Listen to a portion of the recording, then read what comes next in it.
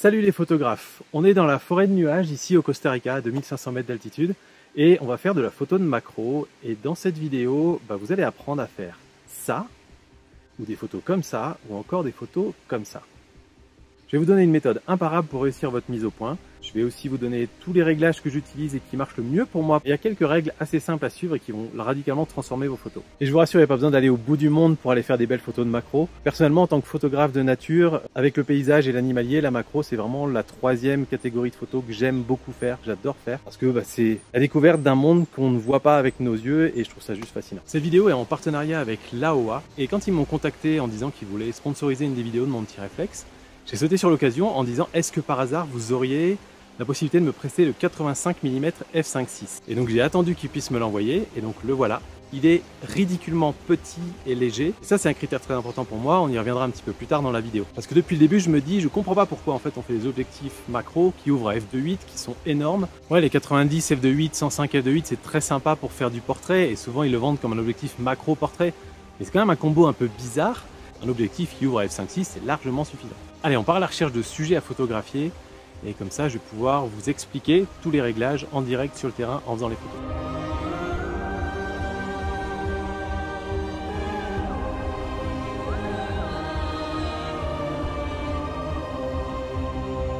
Alors, on a un endroit ici où je vais pouvoir vous parler de l'ouverture. L'ouverture, j'ai envie de dire, en général, on l'a subie plus qu'on l'a choisi en photo de macro. Pourquoi? Parce que c'est le paramètre qui est le moins pire à modifier en fait. Ça va changer quoi? Ça va changer la profondeur de champ. Et donc évidemment, plus on ferme le diaphragme, plus la profondeur de champ va être grande. Donc en général, on va se mettre à f16 ou f11 à peu près pour essayer d'avoir au moins l'œil ou la tête de l'animal ou de l'insecte net, ou bien une partie de la fleur nette. Mais surtout, en fait, la vraie raison pour laquelle on va généralement fermer le diaphragme, c'est pour augmenter nos chances d'avoir une photo avec la mise au point au bon endroit.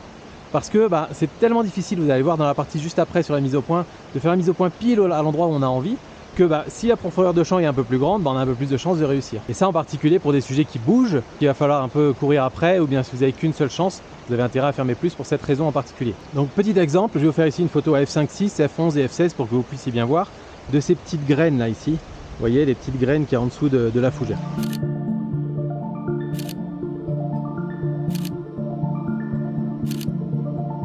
Et alors pourquoi je dis que l'ouverture c'est une bonne variable d'ajustement? Simplement parce que vous voyez que dans les conditions de sous-bois, c'est un jour ensoleillé, mais on est dans les sous-bois, il fait déjà très sombre, on est obligé de booster très fort les ISO. Vous avez vu quand j'ai fait ma photo f16, j'étais à ISO 6400 pour pouvoir avoir une vitesse suffisamment élevée. Donc très souvent en fait, on va réouvrir le diaphragme pour pouvoir soit baisser les ISO, soit augmenter la vitesse pour pouvoir au moins avoir une photo nette. Alors il y a un moyen de tricher qui permet de contourner tous ces problèmes, mais ça je vous en parle à la fin de la vidéo. On va parler maintenant de la mise au point qui est très critique en photo de macro, vous vous en doutez. À part si vous êtes sur trépied et que vous faites par exemple de la photo de produit ou des choses comme ça, où là effectivement la mise au point n'est pas forcément un souci, d'une manière générale, l'autofocus vous allez oublier. Et encore, même si vous êtes sur un trépied, l'autofocus à la limite vous avez plus vite fait de le faire en mise au point manuel pour être sûr de votre coup. Donc pourquoi la mise au point manuelle est la meilleure option à mon avis? Tout simplement parce qu'en fait il va toujours y avoir beaucoup trop de mouvement. Soit parce que votre sujet est en mouvement, si vous êtes très près d'un insecte, que l'insecte se met à bouger très près d'une herbe ou d'une fleur qui bouge dès qu'il y a le moindre petit brin de vent, et dès ce moment-là, l'autofocus sera perdu. Et en plus de ça, il y a votre mouvement à vous, vos tremblements qui vont être amplifiés énormément dès le moment où vous allez faire de la macro sur des sujets très petits. Donc tous ces mouvements-là vont être beaucoup trop importants pour que l'autofocus puisse suivre. Donc les autofocus sont actuellement pas suffisamment bons pour pouvoir faire de la macro. Dès le moment où vous voulez vous rapprocher, faites des mises au point manuelles. Alors du coup, comment on fait sa mise au point? En photo de macro, on fait systématiquement sa mise au point en s'avançant et en reculant un tout petit peu avec l'appareil photo, avec le viseur sur l'œil. Et il va falloir être capable de déclencher pile au moment où la mise au point est parfaite, où c'est bon. Ou alors, si vous n'êtes pas sûr de votre coup, vous faites une rafale. Faites une rafale de 5 ou 10 images le plus vite possible.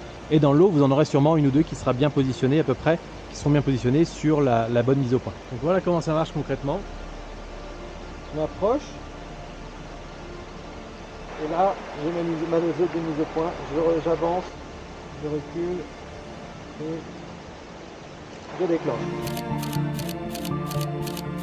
L'inconvénient de cette méthode, vous vous en doutez, c'est que vous allez avoir beaucoup de déchets, mais c'est pas grave, on est en numérique, on peut se permettre d'avoir du déchet sur ces photos. Vous allez peut-être en avoir une sur 10 qui sera bonne, et encore plus si vous utilisez la rafale. Mais vous inquiétez pas, vous allez vous améliorer avec le temps, et au fur et à mesure, vous allez commencer à apprendre à quel moment il faut déclencher pour le faire en une seule photo. Si jamais vous y arrivez, tant mieux pour vous. Et puis sinon, vous pouvez vous faire aider. Vous avez les options de focus picking maintenant sur la plupart des boîtiers, et si vous avez cette option-là, activez-la absolument.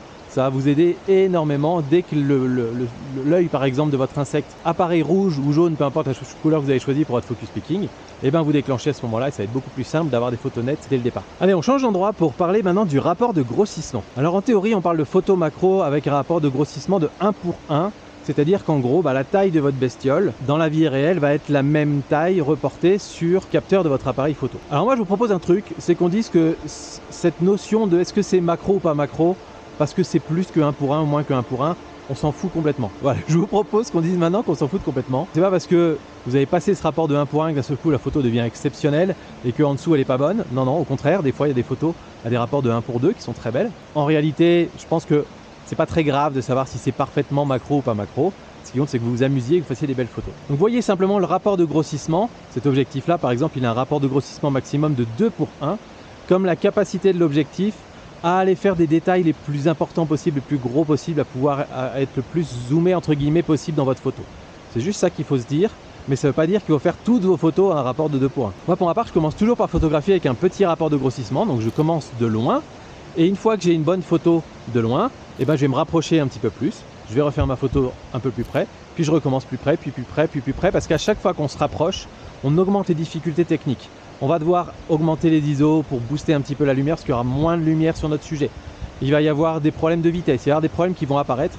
Donc je préfère toujours commencer par la photo la plus facile et une fois qu'on l'a dans la boîte, au moins on sait qu'on a une photo, on ne sera pas déçu et après on peut expérimenter. Donc je vous montre par exemple ici sur cette mousse là ce qu'on va faire. De loin c'est plus facile, on a une zone de netteté qui est plus importante avec la même ouverture que quand on se rapproche et plus on se rapproche, plus la zone de netteté est réduite. Je peux vous dire que là, vu la photo prise de loin, super facile à prendre.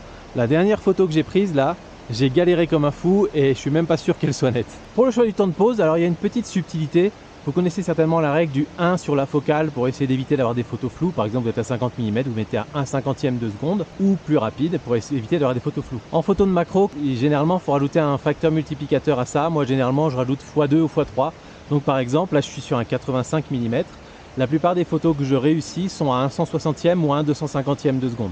Mais à 1 85e ou 1 80e de seconde, j'ai quasiment que des photos floues à cause du fait que justement on est sur des sujets très petits et donc le moindre tremblement va se voir beaucoup plus. Au niveau des ISO, là aussi, à moins d'être vraiment en plein soleil, c'est pas toujours les sujets les plus beaux à photographier en plein soleil, il va falloir accepter de booster les ISO et de les pousser un petit peu fort. Moi personnellement, je m'autorise très souvent à aller vers les 1600, 3200 ISO sans trop de soucis. Après, j'essaie de voir si je ne peux pas plutôt compenser avec l'ouverture par exemple. Mais voilà, essayez de voir quelle est votre limite maximale. Sur les photos de macro, on a un avantage, c'est qu'on va généralement peu les pousser au post-traitement et donc du coup, on peut se permettre d'avoir des photos à 3200 ISO qui sont correctes parce qu'on sait qu'on va pas trop tirer les curseurs, donc on va pas accentuer le bruit ou le grain qu'on aura créé à ce moment-là. Là aussi, il y a une astuce pour faire des photos avec des ISO super bas et qui permet d'avoir des photos très clean sans avoir de flou de mouvement et je vous en parle à la fin. Et comme pour le reste, une fois que vous avez votre photo à 1600 ISO qui est bien nette, bien clean, retentez la même chose avec une photo à 800 ISO ou à 400 ISO ensuite. Vous allez peut-être devoir allonger les rafales pour essayer d'en avoir une bien nette, mais vous pouvez tenter le coup. Une fois que vous en avez une dans la boîte, expérimentez pour essayer de baisser justement les variables qui vont créer des petits soucis de qualité sur votre photo. Niveau composition, rien de bien sorcier. Si vous êtes sur un animal, on va essayer de faire la mise au point sur les yeux ou sur le détail qui vous a attiré, par exemple la texture des ailes. Essayez aussi de vous mettre à votre niveau. Je vais vous montrer, encore une fois, on n'est pas sur un animal ici parce que je veux vous montrer des choses. Pour filmer, c'est difficile, donc il faut que je puisse le faire en même temps. Mais on va reprendre nos petites graines de fougère et je vais vous montrer ce qui se passe quand je les prends vues de dessus et quand je les prends à leur niveau, à l'horizontale.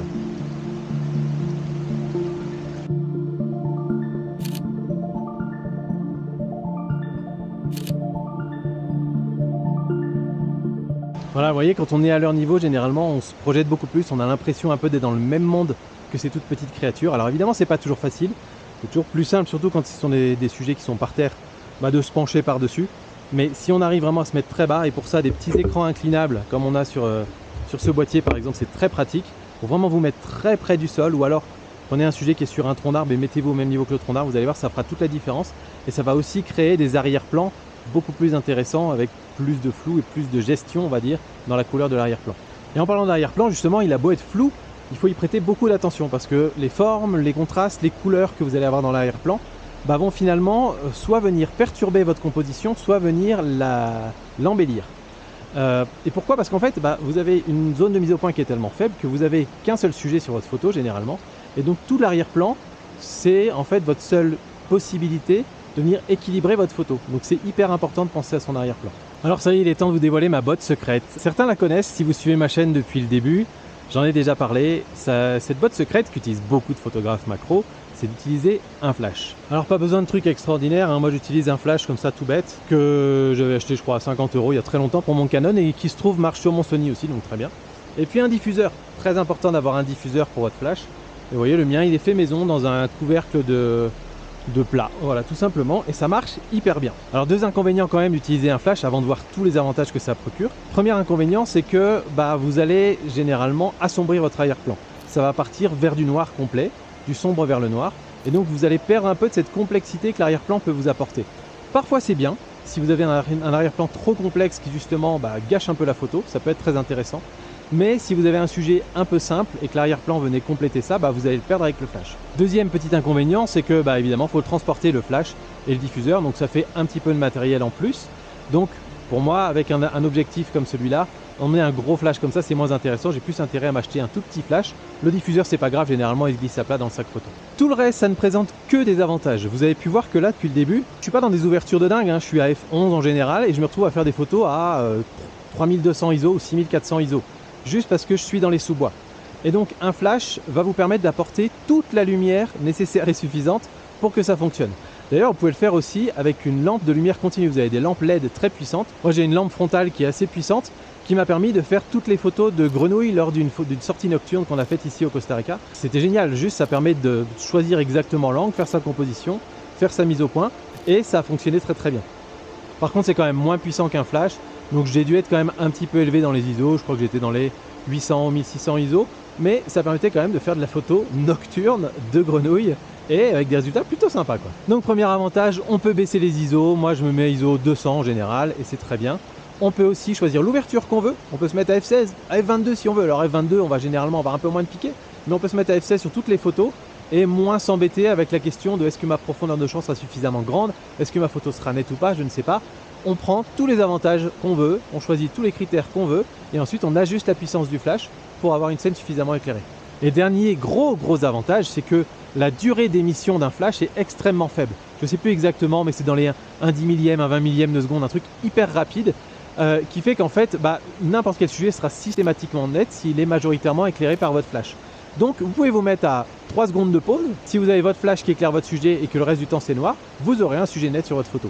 Donc c'est absolument génial, plus besoin de se préoccuper de la durée d'exposition. Et si en plus au moment où vous êtes en train de vouloir photographier votre insecte, il se met à décoller et que vous le prenez en plein vol, alors là c'est génial. Donc en fait quand on utilise le flash, ce qui est super, c'est que vous n'avez qu'à vous soucier de la mise au point. Vous n'avez qu'à vous soucier de faire la mise au point au bon endroit et tout le reste marche tout seul, vous avez vos réglages qui marchent à chaque fois. Donc quel réglage utiliser? Sur les réflexes, vous mettez vos réglages pour avoir une belle image à pleine ouverture, par exemple à f2.8 ou f4, je sais pas votre objectif à combien il ouvre. Vous faites vos réglages pour que ce soit bien à cette ouverture-là, d'accord?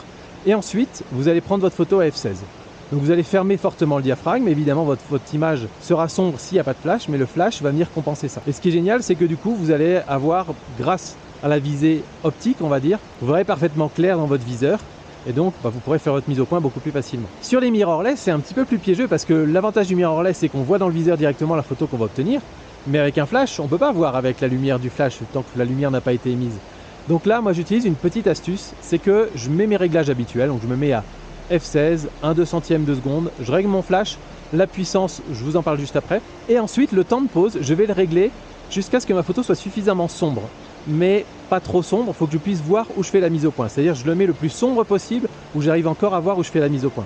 Pour ça, j'utilise le focus picking. Je le mets à son réglage maximum pour bien voir les petits points rouges là où c'est net. Et tant que je sais là où je fais ma mise au point, c'est bon.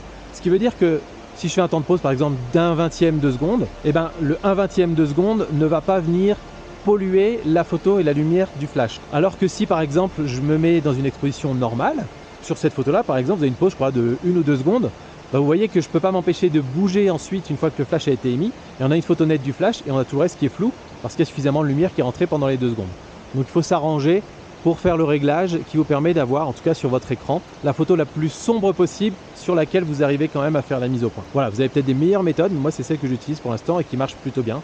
En tout cas, je ne suis jamais pollué par la lumière ambiante. Et donc quand je vous dis que je règle la puissance du flash ensuite, C'est tout simplement que la puissance du flash va changer selon le rapport de grossissement que vous allez choisir. Évidemment, ça va changer aussi selon le type de sujet. Si vous avez un sujet qui est très réfléchissant, on va forcément mettre moins de puissance de flash, évidemment.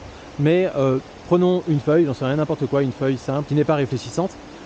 Si vous voulez la photographier de très près avec un rapport de grossissement de 2.1, vous allez devoir monter votre puissance de flash. Je crois que sur mon flash, je me mets à 1/4 ou à 1/8 de la puissance max. Là où je suis à 1/16e, voire 1/32e quand je suis à un rapport de 1:1 ou un rapport de 1:2. Donc vous allez ensuite faire votre petit réglage, et ça c'est une gymnastique que vous allez avoir très rapidement. Vous saurez que si vous êtes à f16, ISO 200, le temps de pause peu importe parce que c'est le temps du flash qui compte, et bien que selon la distance de votre sujet, vous saurez à peu près régler la puissance du flash. Vous n'aurez plus que ça à faire, ensuite vous faites vos photos, dès que vous en avez une nette, bingo c'est gagné. Allez c'est parti, on va aller se faire quelques belles photos macro et je vais en profiter pour vous en montrer quelques autres que j'ai faites ici au Costa Rica, dans cette jungle et dans d'autres jungles aussi qui étaient au niveau de la mer par exemple. Là ici il fait relativement frais, on est très bien, je suis parti avec un pull. Au niveau de la mer on était à 35 degrés. Donc voilà, vous avez évidemment une faune incroyable. Voilà, je vais vous montrer tout ça en images. On va aller se faire quelques petites photos avec le flash.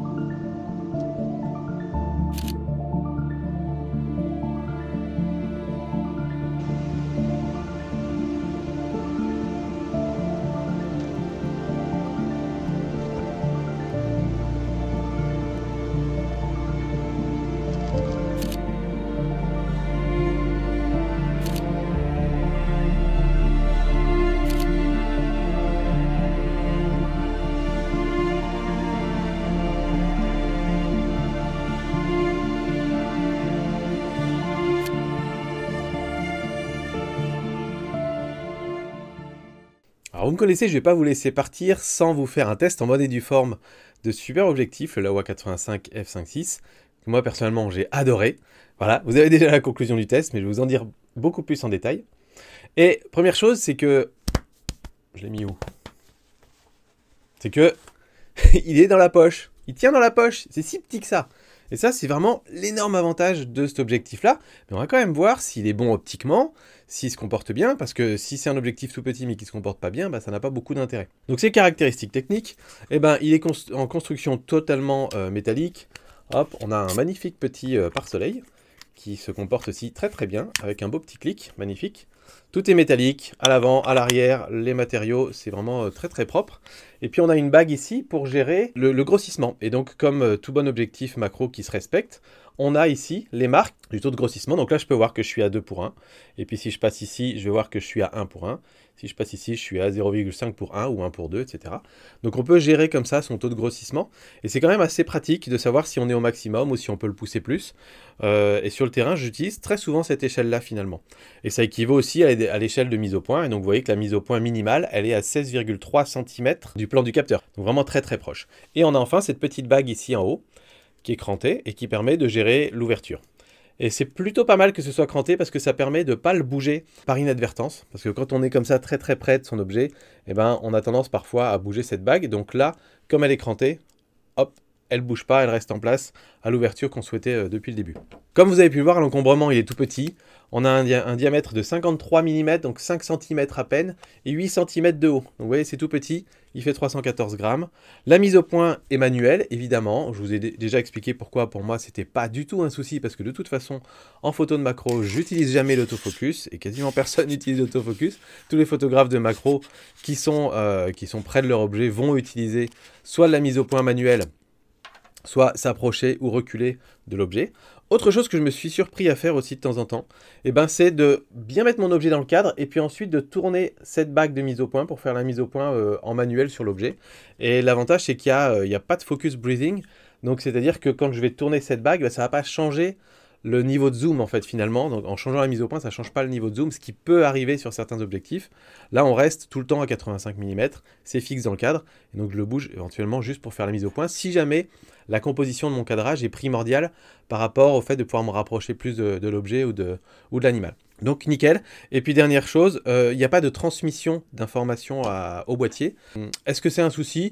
Bah, les deux seules informations que vous n'allez pas avoir, en fait, ça va être la focale, qui est tout le temps 85 mm, et l'ouverture. C'est vrai que parfois, ça peut être sympa d'avoir l'ouverture et de savoir à quelle ouverture j'ai pris cette photo.